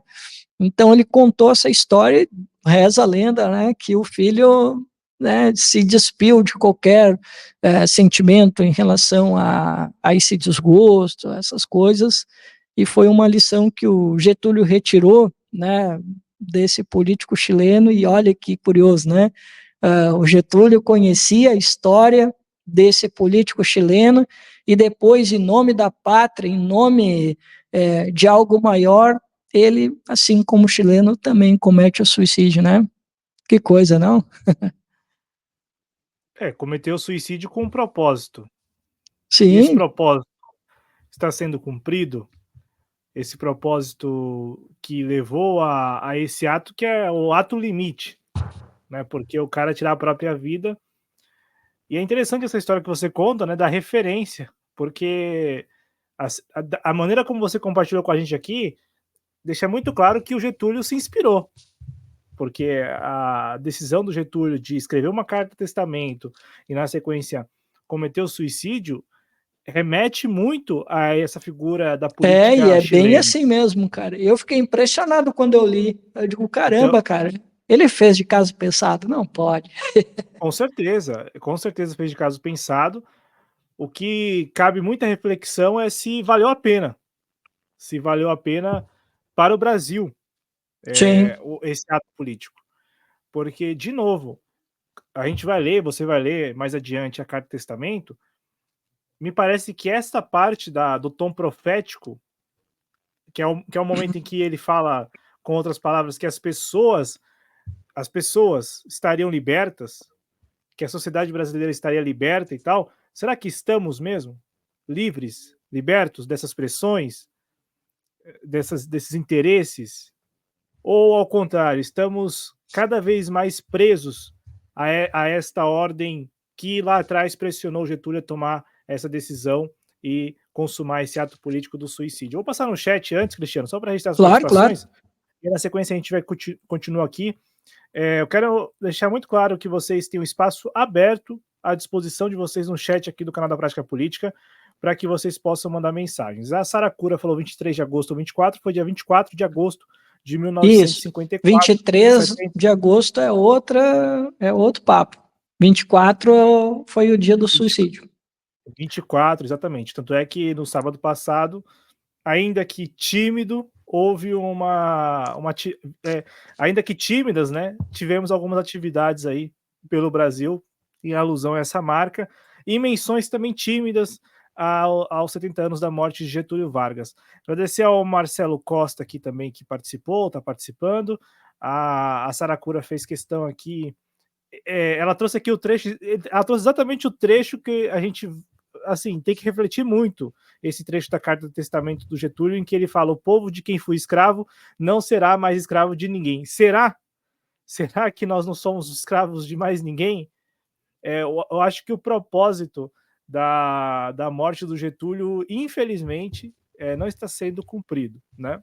Eu acho que não. Acho que se a gente olhar o contexto atual, tem tudo isso, claro, mas é impressionante como o Brasil daquela época, que deu um salto de qualidade, hoje tem algum, assim, tem alguns, ainda que se desenvolva aqui e acolá, mas é muito tímido, não chega nem perto, né? E isso não é demérito nenhum para a figura do presidente Lula. Eu me refiro ao Brasil, à sociedade, ao conjunto, e não à figura de quem está liderando o país, né? Não estou nem fazendo esse tipo de comparação, eu me refiro ao quanto nós construímos naquela época e que nós ainda hoje usufruímos daquelas construções, em comparação ao que nós estamos construindo na época atual e que deixaremos para outras gerações, assim como nós somos gerações que vieram depois de gerações que estavam ali contemporâneas com Getúlio Vargas, com a própria Olga Benário, com Luiz Carlos Prestes, enfim, Eduardo Gomes, todos esses brasileiros que já não estão entre nós e que fizeram parte, né, daquele processo político, cada um do seu lado da trincheira, mas fizeram parte da construção daquele Brasil, seja na situação ou na oposição. E agora, o que nós estamos construindo para deixar para os próximos 70 anos? Para daqui 70 anos, duas pessoas estarem fazendo live, sei lá onde, para comentar da construção de 2024, 2020, 2014. Sabe, é exatamente isso que eu quero provocar em vocês, essa reflexão mesmo a longo prazo. Assim como nós estamos falando aqui, o companheiro Cristiano está trazendo vários eventos históricos do século passado, de 70 anos atrás, daqui 70 anos, o que estarão falando do Brasil de 2024? E isso cabe a nós. Isso cabe a todos nós. A você que está me assistindo, ao Cristiano que está aqui comigo, e cabe a mim também. Eu acho que a gente não pode perder isso de vista. O companheiro Fausto Oliveira, que esteve no canal recentemente, ele gosta muito de abordar essa perspectiva. Qual é a perspectiva? Geracional. O que nós estamos construindo? O que nós construímos e o que nós estamos construindo hoje que vamos deixar para as próximas gerações? Não é uma conversa romântica. É porque cabe a nós, enquanto indivíduos e sociedade, construir. Então, se nós estamos falando aqui de eventos históricos de 70 anos atrás, daqui 70 anos estarão falando dos eventos históricos de hoje. E o que estarão falando? Então, agradeço também ao Paulo Henrique Neto, que está aqui com a gente, ao companheiro André Nunes, mandando aqui um viva Getúlio, viva Brizola. André Nunes, que tem um programa aqui no canal, o programa Análises, está disponível aí para você assistir na seção de vídeos aqui do canal. O Diretrix, ou a Diretrix, escreveu: Getúlio Vargas já virou purpurina. Escreveu também: como tem esquerda nesse país. O Getúlio era um dos maiores líderes populares que esse país conheceu, talvez o maior depois do Lula, escreveu ele aqui. Não. O Getúlio era um fascista pragmático, ele mandou matar a Olga Benário, também escreveu o Diretrix. E daí viajou, né, velho? E a Saracura falando... Diretrix, eu não sei se tu chegou aqui desde o início da live, mas eu já expliquei ali o contexto do Getúlio. E até é bom, cara, que tu falou desse negócio de fascista, tá? Foi legal até ter comentado, porque essa é uma das polêmicas que geralmente o pessoal fica pegando no pé do Getúlio em relação a isso, tá? Pessoal, deixa eu dizer uma coisa para vocês. Vocês sabem qual era o livro de cabeceira do Getúlio Vargas? Saint-Simon, um positivista, tá? Ele foi considerado, né, o mestre, né, do Augusto Conte, que até onde me consta não era um fascista, né? Então, assim, ele era um leitor do Saint-Simon, né? Ele gostava, claro, de outras figuras políticas, né? Aqui eu estava falando aqui, né, do Balmaceda, né? que ele conheceu a história, né? Então ele sempre se inspirou nessas lideranças e ele sempre foi um cara que ele leu muito, né? E o Getúlio nunca, eu pelo menos não recordo dele de algum momento se inspirar ou ter leituras de figuras que, sei lá, casem com o fascismo ou com qualquer outra ideologia mais à direita, né? Assim como também, né, Cláudio, tem muita gente por aí que mente por aí dizendo que a CLT foi inspirada na Carta del Lavoro, né? Principalmente a gente vê muitos liberais mentindo em relação a isso. E eu quero dizer que, alto bom som para vocês, isso é mentira. Não teve inspiração em Carta del Lavoro coisíssima nenhuma.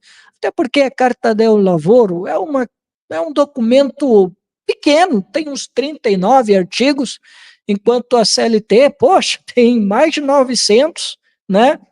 E o Getúlio, ele se inspirou em uma série de outras experiências para ele poder elaborar a CLT. Foi um trabalho, Cláudio, que começou lá na década de 30, que ele formou a comissão, foi chamando os intelectuais para pensar na consolidação das leis. Claro, também tem, o pessoal também às vezes, né, dá uma forçada, dizer, lá na década de 20 não tinha leis trabalhistas e tal. Tinha sim, tá, pessoal? Existia leis trabalhistas, precárias, mas existiam, tá? E aí o Getúlio formou um grupo para pensar a CLT, beleza?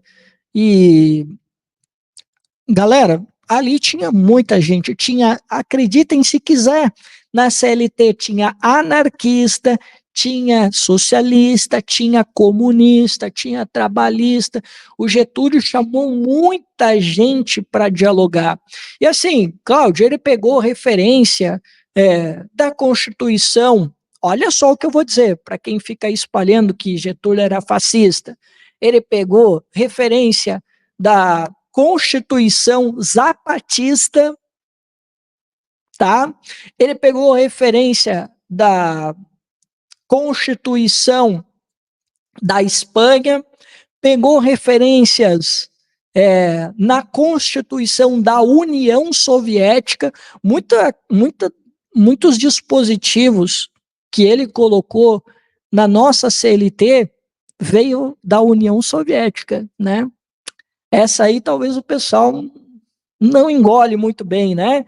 E ele foi pegando outras referências que ele achou interessante, né? Eu lembro, assim, pelo Sun Se-Kind, que é um cara que participou, né? Que conhece bem essa história da formação da CLT, e ele falou sobre as referências. Eu sei que tem Espanha, México, União Soviética, tem um outro país também que ele acabou inspirando também, não lembro se é a França, tem alguns dispositivos da França, que eu acho que é o corporativismo, que ele também incorpora na CLT, tá? Mas, assim, ele olhou para aquilo que havia de mais moderno na época para formar a CLT, tá? E, assim, o Cláudio, além do Conte, muita das influências intelectuais do Getúlio eram franceses, né? Mas o Getúlio ele é um cara que, como eu disse, ele lia muita gente, né? Ele era um cara que ele gostava de entender. Não é à toa que a gente estava dizendo que ele tem esse dom da profecia autorrealizável, né? Ele era um cara que ele lia, era um cara que desde jovem, Cláudio, ele já se preocupava com a questão econômica. Veja bem, Cláudio, o pessoal lembra aqui, né, de 1930, né? Mas, Cláudio, eu quero dizer para ti aqui, né, que o Getúlio, em 1906, em uma ocasião que o Rio Grande do Sul recebeu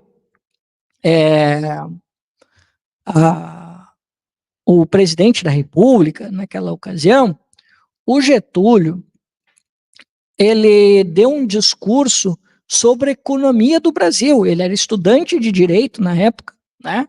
E o Getúlio, ele fez um discurso sobre os problemas econômicos do Brasil. E ele já sabia desde lá, e isso foi se aprofundando, Cláudio, à medida que ele foi subindo de cargo. Porque, assim, o Getúlio, aí vai me falhar a memória, tá, Cláudio? Eu não sei se foi 1907, se foi 1909, não faço a mínima ideia. Mas ele, muito cedo, ele já conseguiu, naquela época, não se chamava Assembleia Legislativa, era um outro nome, né? Mas ele se tornou deputado estadual muito jovem. Ele foi deputado estadual até 1920 e poucos, aí depois ele foi deputado federal, depois ele foi chamado para ser ministro da Fazenda, né, do ministro, do presidente Washington Luiz. Mas voltando aqui, Cláudio, lá em 1906, e esse censo dele se apurou, ele já sabia que a monocultura era o problema do Brasil, que nós precisávamos, de alguma forma, movimentar o Estado para que a gente pudesse tornar a nossa economia mais diversificada. E por que ele sabia disso, Cláudio? Porque ele sabia que quando o açúcar ia mal no Nordeste, ele não vendia o charque, o Rio Grande do Sul não vendia o charque. Então ele já tinha nessa intuição, né, de, opa, peraí, não dá para a gente ser um país que vive de uma monocultura, senão vai dar um problema gigantesco. E quando ele foi presidente do Estado, que foi ali em 1927, ele fez o possível para ele mudar isso. Ele começou a incentivar o trigo, arroz, ele começou a querer diversificar a economia rural e ele também começou a investir no vinho. Se vocês estão tomando vinho aí hoje, vocês gostam do vinho do Rio Grande do Sul, vinho bom, agradeçam o doutor Getúlio Dornelles Vargas, porque ele que incentivou essa rota do vinho aqui no Rio Grande do Sul. Se vocês estão provando, às vezes, aí os vinhos gaúchos, agradeçam ao Getúlio, ele que começou essa brincadeira, né? E então ele fez isso aqui pelo Rio Grande do Sul, começou a fazer essa diversificação, e ele, né, tinha essa intuição de levar isso também, né, para o Brasil.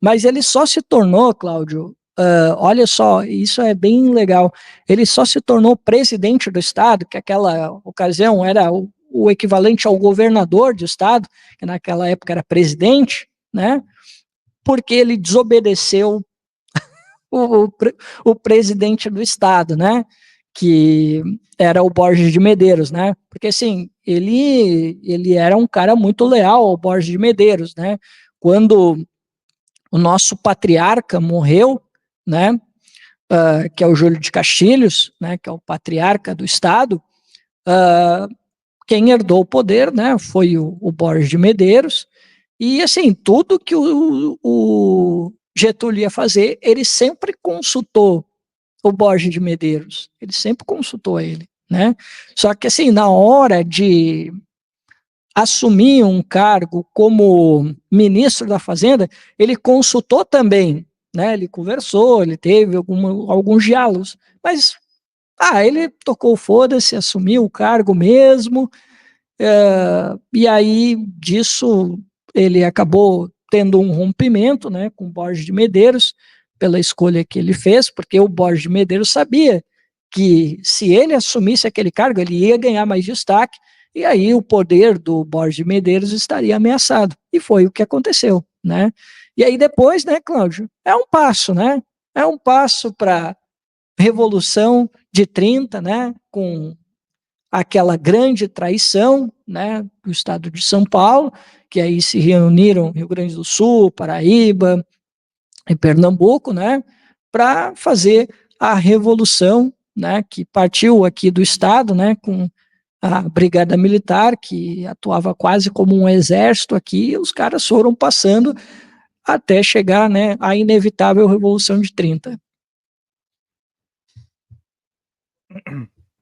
Pois é, né, essa é a história do Brasil e principalmente daquela janela de oportunidade que foi para o Brasil entrar de vez no século XX a partir dessa revolução que aqui em São Paulo, ela é desconsiderada, tanto é que na capital não existe nenhuma menção a Getúlio Vargas, né, na capital não tem nenhuma avenida, nem rua, se eu estiver errado, acho que nem rua também, avenida com certeza não tem, porque até estava assistindo um vídeo no Instagram esses dias, né, mostrando como é por dentro lá do mausoléu, né, que guarda os restos de pessoas que participaram da luta contra a Revolução de 30, em 32, né, na Revolução Uhum. Constitucionalista, 32. Então, é interessante como São Paulo fica no meio disso tudo, porque São Paulo, ao mesmo tempo que não reconhece a Revolução de 30 do Getúlio Vargas, e não reconhece a figura do Getúlio Vargas, e tenta, de todas as formas, esconder esse papel do Getúlio Vargas, ao mesmo tempo que faz isso, também não tem não tem mesmo um trabalho sério de memória daqueles brasileiros, ou melhor, daqueles paulistas que estiveram na linha de frente contra Getúlio Vargas. Então nós ficamos aqui, os paulistas, no deserto, né? Porque ao mesmo tempo que a gente não reconhece, pelo menos eu falo isso em relação ao currículo escolar, inclusive, e também as próprias aos próprios espaços históricos aqui de São Paulo. Ao mesmo tempo que não se reconhece Getúlio Vargas, também não há muitas menções ao que foi 1932, tanto é que todo ano, em 9 de julho, as pessoas se perguntam, tá, é feriado do quê? É feriado do quê? Aí alguém fala assim, ah, é feriado porque é o dia da Revolução Constitucionalista de 32. Aí pronto, aí a pessoa não entende nada mesmo, porque ainda tem uma palavra chata como constitucionalista no meio. Como assim? Então, no final das contas, Cristiano, é um baita deserto mesmo.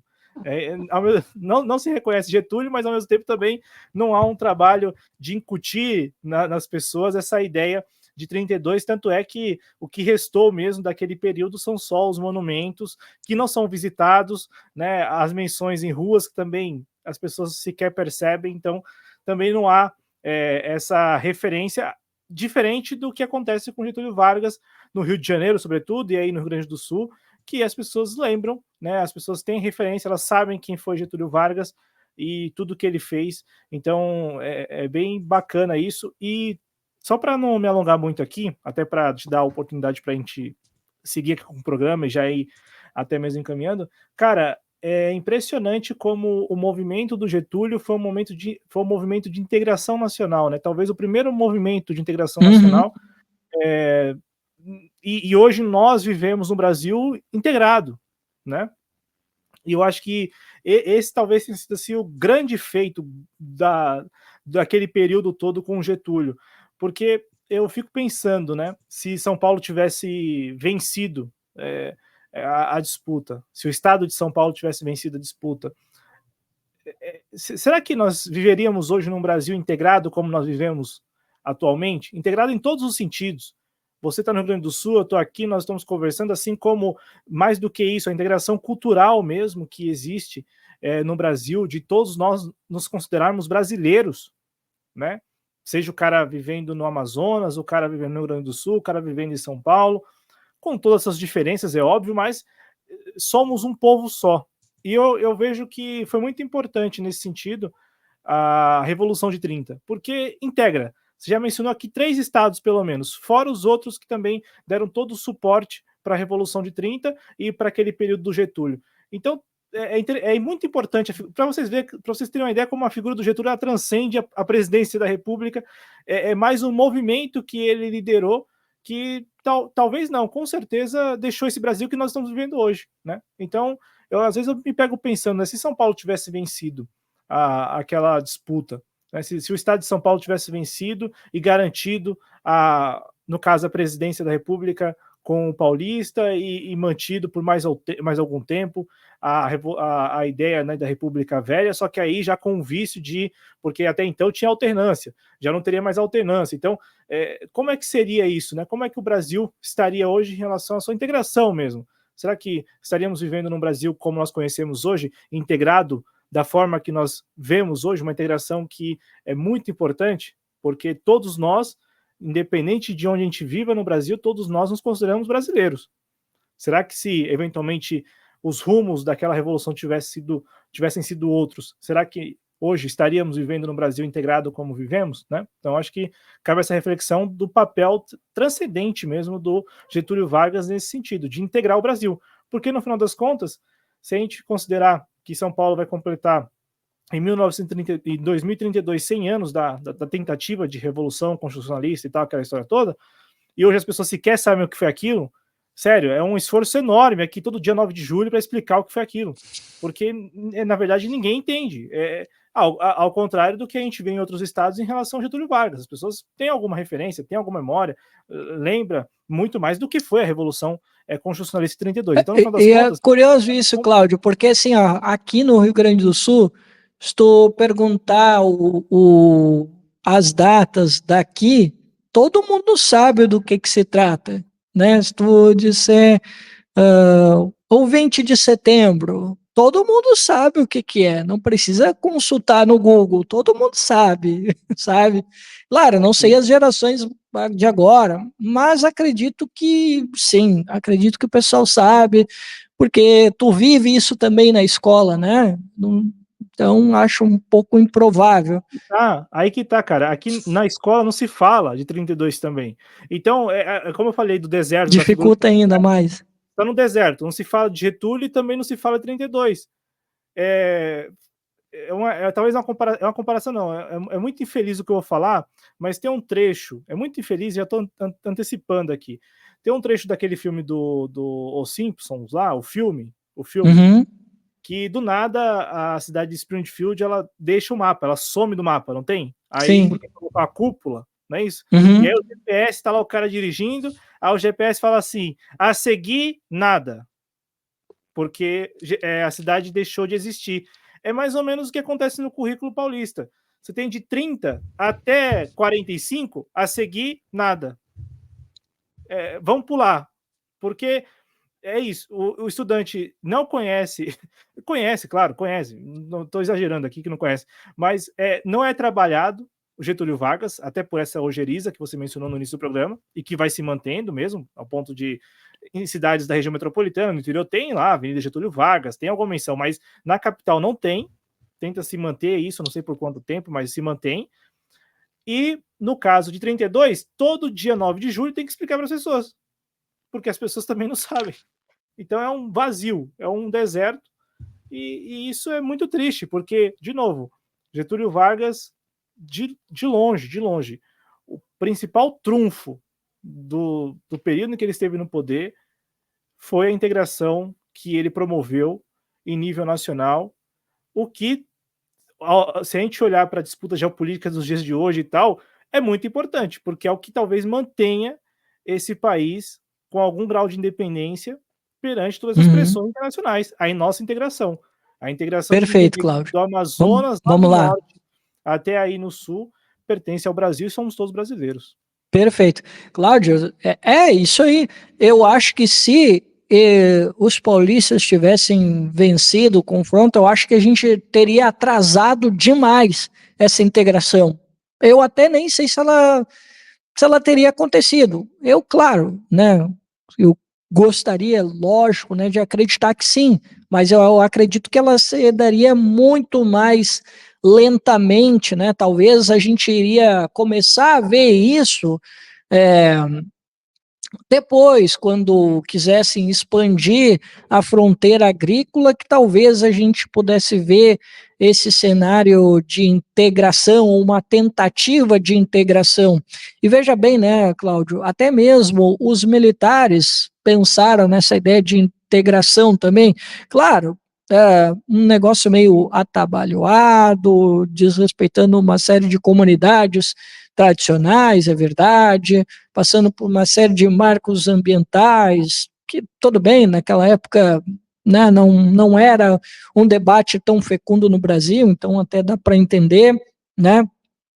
Mas, cara, até mesmo os nossos militares, eles pensavam lá, integrar para não entregar, né? Eles tinham essa ideia, né? Mas, cara, até mesmo eles pensaram nessa ideia de integração nacional. E como tu bem disse, o Getúlio, de fato, ele teve essa intuição, né, de integrar o Brasil, seja pela estrada de ferro, pela ideia, né, de começar a investir em rodovias, né, que essa ideia começa já com Getúlio, e aí depois quem de fato faz também bastante essa ideia da integração é o próprio Juscelino, tá? O Juscelino, ele investe muito nesse sentido da integração nacional, né? O Juscelino Kubitschek, ele também investe bastante nesse sentido.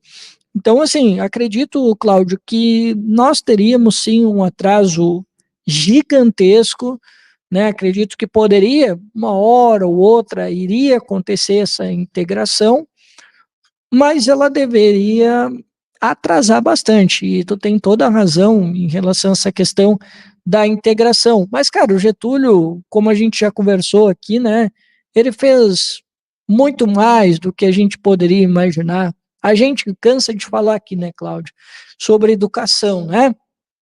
A gente fala, né, que todo político hoje fala de investir em educação, né?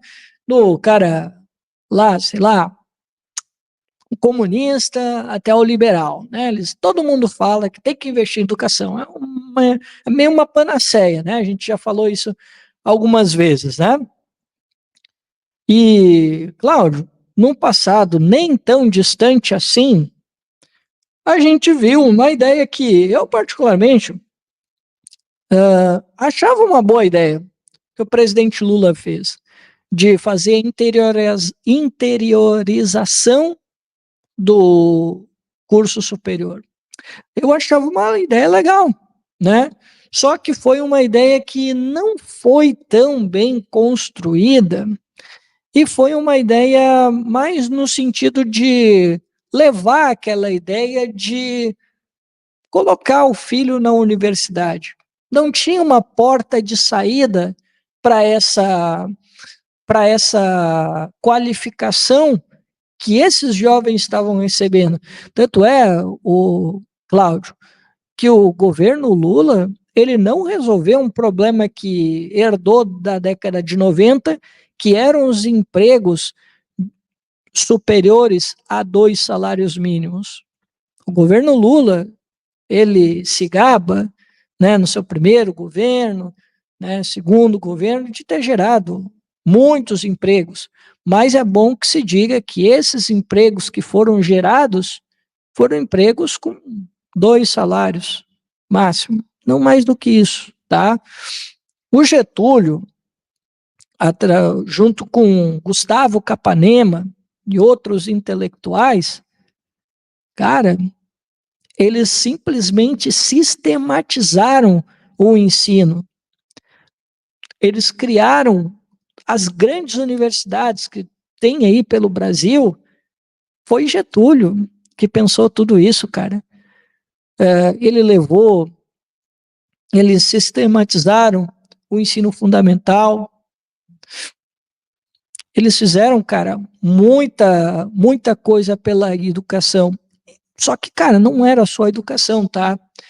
Eles pensavam no seguinte: não adianta eu só pensar em dar educação se eu não tiver uma outra porta. E aí, ele e o Gustavo Capanema pensavam o seguinte: eu preciso aliar educação, mas eu também preciso ter essa saída que seria na economia, no mercado de trabalho, no desenvolvimento nacional. Era isso que o Gustavo Capanema pensava e era isso o que o Getúlio pensava em relação à educação. E foi isso por isso que ele botou em marcha, além dessa sistematização, organizar e criar as universidades, os cursos profissionalizantes naquela época, que a gente pode aqui, né, dizer que eram profissionalizantes. A ideia, cara, era justamente para eles serem absorvidos por aquele projeto nacional que o Getúlio Vargas estava criando, né? O Getúlio Vargas, na presidência, retirou do papel a siderúrgica nacional em Volta Redonda. O Getúlio Vargas, antes de morrer, ele tirou do papel a Petrobras, que hoje a gente sabe como é que tá, né, Cláudio? A gente sabe como é que tá. E, poxa, e ele fez isso sob uma pressão gigantesca, Cláudio. Nós tínhamos os empresários, os lobbies dos empresários, nós tínhamos também as forças estrangeiras atuando aqui, né? Os Rockefeller, de novo, eles não queriam. E dizem aí que eles até estavam metendo uma graninha aí em alguns deputados, senadores, para não deixar acontecer a Petrobras, né, para que empresas estrangeiras, né, explorassem o petróleo no Brasil. Havia, antes do descobrimento, Cláudio, isso, estudos bancados pela Fundação Rockefeller, para dizer que não, no Brasil não existe petróleo, isso é conversa mole. Não, não, não, não, não perde tempo com isso. Existiu isso, mas o Getúlio insistiu. E pela insistência, ele conseguiu, né? Conseguiu provar que existia, sim, petróleo no Brasil. Tanto é que tem a foto icônica, aquela, né, da mão manchada de petróleo, né? E, cara, houve muita força aqui para não deixar acontecer que o Brasil explorasse o seu próprio petróleo. Tanto é que ele lançou e levou para a rua a campanha "O petróleo é nosso", né? E tem, mas assim, Cláudio, não tem só parlamentares,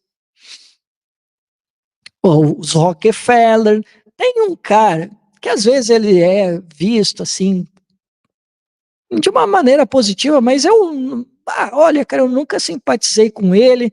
E depois que eu fiquei sabendo o que ele fez, aí sim que eu peguei um ranço danado desse cara. Porque esse sujeitinho aqui, ele disse o seguinte: ô Getúlio, faz o seguinte, meu amigo, esquece esse negócio aí de explorar petróleo, essas coisas aí, cara. Deixa isso aí para outros. Se tu parar com essa megalomania aí de explorar petróleo, cara, eu vou lá, tiro o Carlos Lacerda de circulação e tá tudo certo. O nome desse sujeito é Assis Chateaubriand. Esse era o sujeito que estava, né, um dos sujeitos que estavam aí articulando para que a Petrobras, para que os brasileiros não explorassem o petróleo da Petrobras, tá? Só para vocês saberem aí de conhecimento geral, tá? Então o Getúlio ele se voltou contra tudo isso, sabe? E tudo isso também está lá na Carta Testamento. Tá? Isso que eu estou dizendo aqui, as forças de espoliação internacional e nacionais estavam aqui, ó, tentando impedir que a nossa Petrobras fosse explorada pelos brasileiros, e o Getúlio, como uma liderança altiva e corajosa, permitiu isso, comprou todas essas brigas para, como ele disse, né, para tentar libertar o povo brasileiro, para ninguém mais ser escravo, como ele dizia lá, né, na Carta Testamento, né? A ideia dele era fazer com que o Brasil subisse de patamar, né? A gente estava dando alguns passos importantes, né, Cláudio, em relação à indústria, né?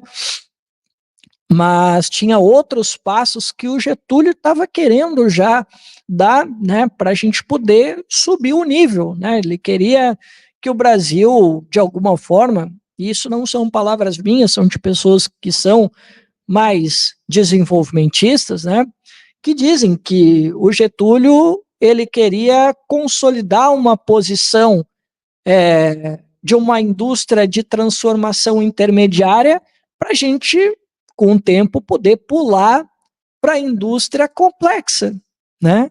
Para os bens mais complexos, que aí sim, Cláudia, aí nós íamos mudar de patamar totalmente, o Brasil seria um outro país, seria um país totalmente diferente. Então ele teve toda essa coragem de enfrentar esses interesses nacionais e internacionais, principalmente internacionais, para tentar construir um outro legado para o nosso Brasil. Então, a tudo isso a gente deve a memória ao nosso saudoso Getúlio Vargas. Cristiano, podemos partir para Podemos, claro. Quer fazer a leitura daí? Quer que eu faça daqui? Como você acha Sim, melhor? faço sim, faço sim.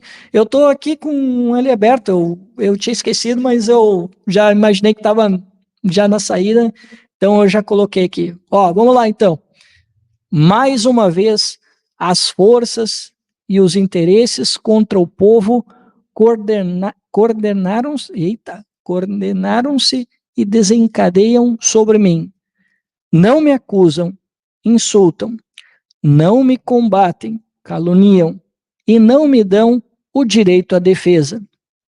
Precisam sufocar a minha voz e impedir a minha ação para que eu não continue a defender, como sempre defendi, o povo e principalmente os humildes. Sigo o destino que me é imposto. Depois de decênios de domínio e expoliação dos grupos econômicos e financeiros internacionais. Fiz-me chefe de uma revolução e venci.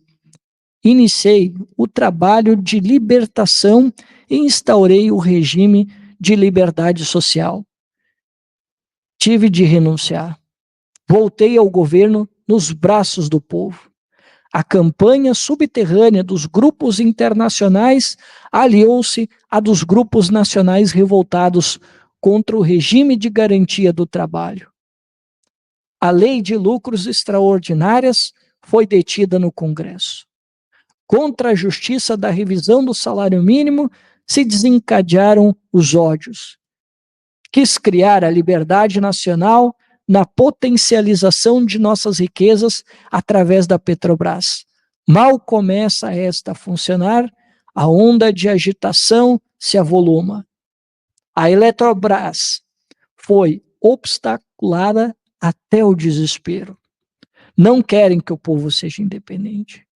Assumiu o governo dentro da espiral inflacionária que destruía os valores do trabalho. Os lucros das empresas estrangeiras alcançavam até 500% ao ano. Nas declarações de valores do que importávamos, existiam fraudes constatadas de mais de 100 milhões de dólares por ano. Veio a crise do café, valorizou-se nosso principal produto. Tentamos defender seu preço e a resposta foi uma violenta pressão sobre a nossa economia a ponto de sermos obrigados a ceder. Tenho lutado mês a mês, dia a dia, hora a hora, resistindo a uma pressão constante, incessante, tudo suportando em silêncio, tudo esquecendo e renunciando a mim mesmo para defender o povo que agora se queda desamparado. Nada mais vos posso dar a não ser meu sangue. Se aves de rapina querem o sangue de alguém, querem continuar sugando o povo brasileiro, eu ofereço em holocausto a minha vida. Escolho este meio de estar sempre convosco. Quando vos humilharem, sentireis minha alma sofrendo ao vosso lado. Quando a fome bater à vossa porta, sentireis em vosso peito a energia para a luta por vós e vossos filhos. Quando vos vilipendiarem, sentireis no meu pensamento a força para a reação. Meu sacrifício vos manterá unidos e meu nome será a vossa bandeira de luta. Cada gota de meu sangue será uma chama imortal da vossa consciência e manterá a vibração sagrada para a resistência. Ao ódio, respondo com perdão, e aos que pensam que me derrotam, respondo com a minha vitória. Era escravo do povo, e hoje me liberto para a vida eterna. Mas esse povo, de quem fui escravo, não mais será escravo de ninguém. Meu sacrifício ficará para sempre em sua alma, e meu sangue terá o preço do seu resgate. Lutei contra a espoliação do Brasil. Lutei contra a espoliação do povo. Tenho lutado de peito aberto. O ódio, as infâmias, a calúnia não abateram meu ânimo. Eu vos dei a minha vida, agora ofereço a minha morte. Nada receio. Serenamente dou o primeiro passo no caminho da eternidade e saio da vida para entrar na história. Getúlio Vargas. Tá aí, cara. Tá aí então a carta testamento, o que deixou em vida Getúlio Vargas, antes do ato político, o último ato político dele, que ainda hoje é lembrado, como estamos falando neste programa especial aqui, 70 anos do suicídio de Getúlio Vargas, ainda que nesse Brasil em que poucas pessoas se dedicam a reverenciar, e não só reverenciar pela figura, mas principalmente pelo que fez em relação ao Brasil Getúlio Vargas. O pior cenário, que é não só reverenciar, mas não tê-lo como uma referência.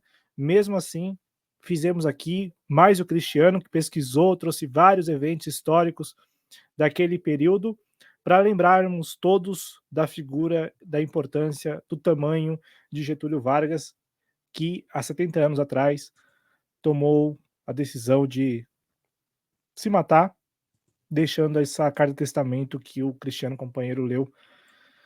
E infelizmente, aquele finalzinho da carta testamento é assim, eu falo infelizmente porque se o propósito era tornar o povo liberto, né, que o povo não se tornaria mais escravo, a gente discutindo aqui quase todas as semanas a financiarização do nosso cotidiano, as medidas políticas que são adotadas no Brasil e em outros países do mundo, o diversionismo que é o debate político em todos os sentidos. Até que ponto nos tornamos ainda mais escravos, né, depois da morte de Getúlio Vargas. Claro, nada a ver com ele, mas infelizmente esse é o Brasil de 70 anos depois da morte dele, né, Cristiano? É, realmente, né, cara? E é lamentável que a gente tenha visto, né, políticos por aí, né, que diziam que precisamos acabar com o legado de Vargas, né? Isso aconteceu com o Fernando Henrique Cardoso, né, que dizia que precisávamos acabar com o legado. E assim, né, Cláudio, eu inclusive cheguei a escrever nos 70 anos, né, da morte do Getúlio, né, eu escrevi, né, um pequeno texto lá, que eu lamentava, né, que depois de todo o sacrifício do Getúlio, esse documento que é histórico, né, cara, é um documento bonito, né, cara, tanto é que muitas lideranças latino-americanas, Cláudio, leram esse documento, né, tiveram conhecimento do documento, como, por exemplo, o Fidel Castro, né, teve conhecimento desse documento.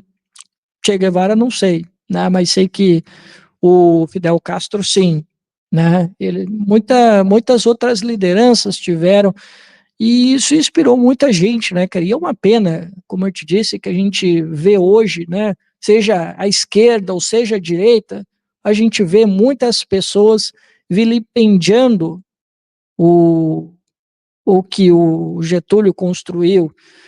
Cara, por incrível que pareça, por mais que a gente fale aqui que a gente tem muita gente aí vilipendiando o que ele construiu, é inacreditável, né, cara, que a gente ainda tem estruturas que foram construídas pelo Getúlio que estão aí. O que essa república, Cláudio, não consegue construir. Desde a redemocratização, o que a gente tem de permanente, Cláudio? Quase nada, cara. O Getúlio, seja nos tempos mais duros da ditadura ou no período democrático, cara, ele conseguiu construir instituições permanentes. Ele conseguiu, as duras penas, e ele foi muito corajoso de mesmo num cenário difícil que muitos por aí ficam fazendo cálculos políticos para não tomar uma coragem para fazer alguma coisa diferente, o Getúlio fez. Até mesmo no período democrático. Então ele falou ali da Eletrobras. Não saiu a Eletrobras no período que ele era presidente, mas ele deu o pontapé inicial. Olha a coragem desse cara, Cláudio. Com todo o contexto difícil que ele tinha, com os caras querendo dar golpe, que ele teve que praticamente renunciar ao cargo, mas ele nunca deixou os interesses do Brasil de longe. Nunca saiu do horizonte dele. E mais, volto a repetir, esse cara, ele pensou em construir um Brasil cujas estruturas fossem permanentes, enquanto que as nossas lideranças de hoje, Cláudio, infelizmente, não reivindicam Getúlio, a não ser em situações bem específicas, e tudo o que fazem muitas vezes é vilipendiar o legado do Getúlio, de destruir tudo aquilo que o Getúlio fez a duras penas, e o que é, para mim, né, Cláudio, lamentável, depois da gente lembrar, né, de tudo que ele construiu e desse documento, que é histórico, é bonito, eu não conheço ninguém que tenha uma ojeriza ao documento, porque realmente, né, cara, isso aqui é uma prova de amor ao Brasil e de compromisso com o povo brasileiro, que eu acho que pode esperar aí mais 70 anos que a gente não vai ver